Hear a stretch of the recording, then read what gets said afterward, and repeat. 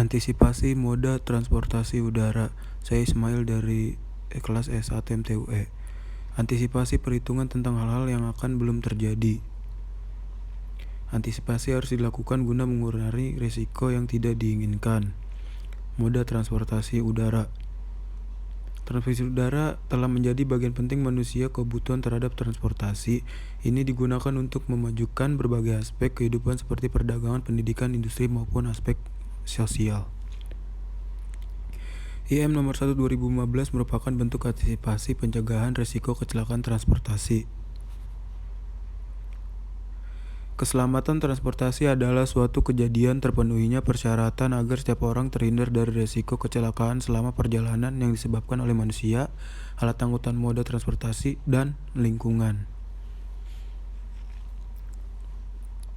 Melalui IM nomor 1 tahun 2015 tersebut, Menteri Perhubungan menginstruksikan kepada Direktur Jenderal Perhubungan Darat, Direktur Jenderal Perhubungan Laut, Direktur Jenderal Perhubungan Udara, serta Direktur Jenderal Pengetrapian untuk pertama, yaitu melakukan evaluasi menyeluruh terhadap peraturan perundang-undangan yang terkait dengan keselamatan sarana moda transportasi meliputi moda pelayaran, penerbangan, kendaraan bermotor, angkutan penyeberangan, dan perkeretaapian sebagai langkah antisipasi guna mencegah terjadinya kecelakaan transportasi.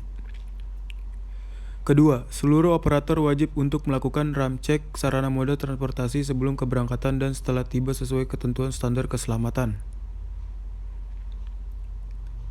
Ketiga, mengambil langkah-langkah antisipasi secara proaktif, melakukan pengamatan terhadap angin, awan, hujan, gelombang laut, tekanan udara, suhu permukaan laut, serta berkoordinasi dengan instansi pemerintah yang bertugas dan bertanggung jawab di bidang meteorologi, klimatologi, dan geofisika. Lalu, bagaimana pengendalian transportasi cegah penyebaran COVID? Gugus Tugas Nasional mengeluarkan surat edaran mengenai kriteria pembatasan perjalanan orang dalam percepatan penanganan COVID-19. Kebijakan ini direspon oleh Kementerian Perhubungan dengan pengendalian moda transportasi darat, laut, dan udara.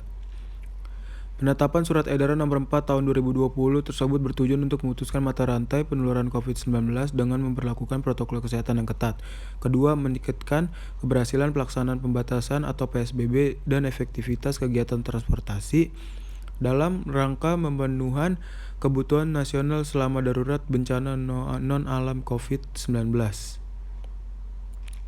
Direktorat Jenderal Perhubungan Udara mengeluarkan surat edaran nomor SE 32 tahun 2020 tentang pertunjukan operasional transportasi udara untuk pelaksanaan pembatasan perjalanan orang dalam rangka percepatan penanganan COVID-19. Pertunjukan operasional transportasi udara untuk pelaksanaan pembatasan perjalanan orang dalam rangka percepatan penanganan coronavirus disease COVID-19. Kepala Kantor Otoritas Bandar Udara satu melakukan pengawasan dan memastikan atas pelaksanaan surat edaran gugus tugas dimaksud dalam pelaksanaan berkoordinasi dengan stakeholder terkait, polisi, TNI, pemerintah daerah.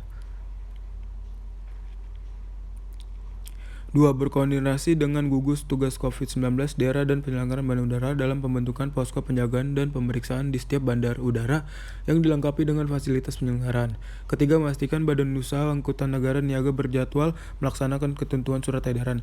4. Melaporkan hasil pengawasan kepada Direktur Jenderal Perhubungan Udara. Kesimpulannya, dengan adanya antisipasi moda transportasi udara maupun darat dan laut, diharapkan masyarakat bisa menyesuaikan dan mematuhi peraturan yang ada guna terhindar dari risiko kecelakaan maupun pandemi COVID-19.